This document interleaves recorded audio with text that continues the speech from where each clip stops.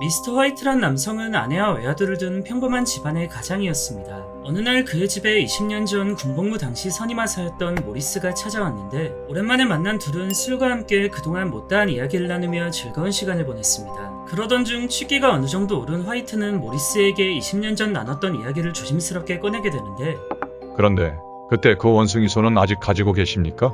화이트의 입에서 원숭이의 손이란 말이 나오자 모리스는 순간 굳은 표정을 지었습니다. 그리곤 당황한 기색을 띠며 화제를 다른 이야기로 돌리려 했지만 질문에 대한 답을 꼭 듣고야 말겠다는 화이트의 의지를 꺾을 순 없었고 결국 모리스는 자신의 품 안에서 화이트가 말한 원숭이의 손을 꺼내며 말했습니다.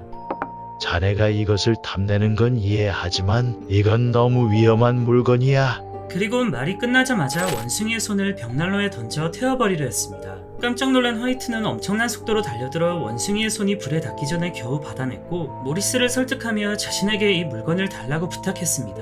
모리스는 난감했지만 화이트의 절실함을 차마 꺾을 수 없었고 원숭이의 손의 위험성을 몇 번이나 경고한 끝에 그에게 건네주었습니다. 도대체 원숭이의 손은 어떤 물건이길래 화이트가 그토록 절실히 원했고 모리스는 태워버리려고까지 했을까요? 원숭이의 손은 알라딘에 나오는 지니의 램프처럼 세 가지의 소원을 이뤄주는 요술 같은 물건입니다. 지니의 램프와 차이점이 하나 있다면 이것은 동화처럼 달콤하기만 한 물건은 아니라는 것인데 모리스에게 이 물건을 건네준 직전 소유자의 마지막 소원은 자신을 죽여달라는 소원이었다고 합니다. 그러나 화이트는 소원을 이루어준다는 달콤한 말에만 꽂혀버린 터라 모리스의 이러한 경고 따윈 안중에도 없었고 아내와 함께 그 자리에서 첫 번째 소원을 빌었습니다. 화이트의 첫 번째 소원의 내용은 밀린 집값 200파운드를 달라는 비교적 소박한 소원이었는데 내심 모리스의 경고가 신경이 쓰인 모양인지 일단 안전한 소원을 빌며 추후를 지켜보려 했습니다. 하지만 시간이 아무리 지나도 원숭이의 손은 꿈쩍도 하지 않은 채 아무런 변화도 일어나지 않았고 허탈해진 화이트와 아내는 실망이 컸는지 원숭이의 손을 창고에 처박아 버렸습니다.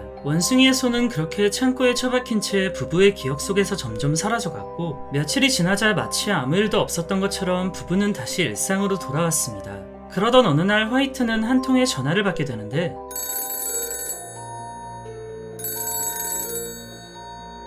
전화를 받은 화이트는 충격적인 소식을 듣게 됩니다. 통화의 내용은 공장에서 일하던 그의 하나뿐인 아들 허버트가 기계에 몸이 빨려 들어가는 끔찍한 사고를 당해 현장에서 사망했다는 안타까운 전화였습니다. 하루아침에 아들을 잃은 화이트는 이 소식에 큰 충격을 받았지만 통화의 다음 내용은 그에게 더 심한 충격을 주었습니다. 아드님 일은 정말 유감입니다. 저희 회사 측에서도 사고에 대한 책임이 있으니 일정 금액의 보상금을 지불해드리겠습니다. 잠시만요. 혹시 그 금액이 공장 측에서 지불하겠다는 아들의 사고 보상금은 원숭이의 손에게 첫 번째 소원으로 말했던 200파운드였습니다. 그제서야 화이트는 모리스가 왜 그토록이나 경고를 거듭했는지 떠올렸고 이미 떠나보낸 자식을 보며 어리석은 자신의 행동을 후회했습니다. 하나뿐인 외아들이었기에 부부의 슬픔과 충격은 그 무엇보다도 크게 다가왔고 장례를 치른 후 꽤 긴 시간이 흘렀지만 여전히 아들을 잊을 수 없었습니다. 끊임없이 괴로운 시간이 반복되자 화이트의 부인은 무언가 결심한 듯 화이트에게 애원하는데 부인은 아직 원숭이의 손에게 두 가지의 소원이 남아있지 않냐며 그 소원으로 아들을 살리자고 했습니다. 첫 번째 소원으로 인해 아들을 잃은 화이트는 절대 안 되는 일이라며 부인을 말렸지만 식음을 전폐하고 쓰러지기를 반복하는 아내의 모습을 외면할 수만은 없었습니다. 무엇보다 화이트 자신도 아버지로서 아들을 너무도 그리워했기 때문에 부부는 결국 창고에 처박아뒀던 원숭이의 손을 다시 꺼내오게 됩니다. 화이트가 아들을 살려달라는 소원을 빌자 원숭이의 손은 마치 대답이라도 하듯 까딱거리며 반응했고 소원이 이루어졌다며 좋아하는 아내와는 달리 화이트는 소름 끼치는 공포를 느꼈습니다. 소원을 듣고 까딱거리는 원숭이의 손이 왠지 이렇게 얘기하는 것처럼 느껴졌기 때문입니다.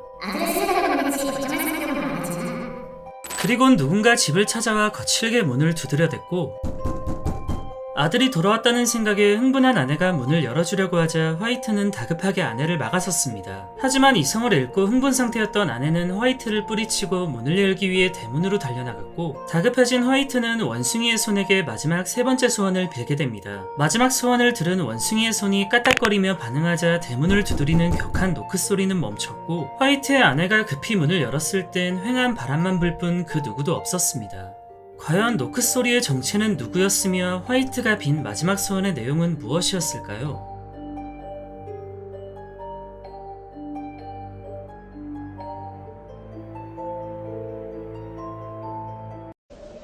안녕히 계세요, 여러분.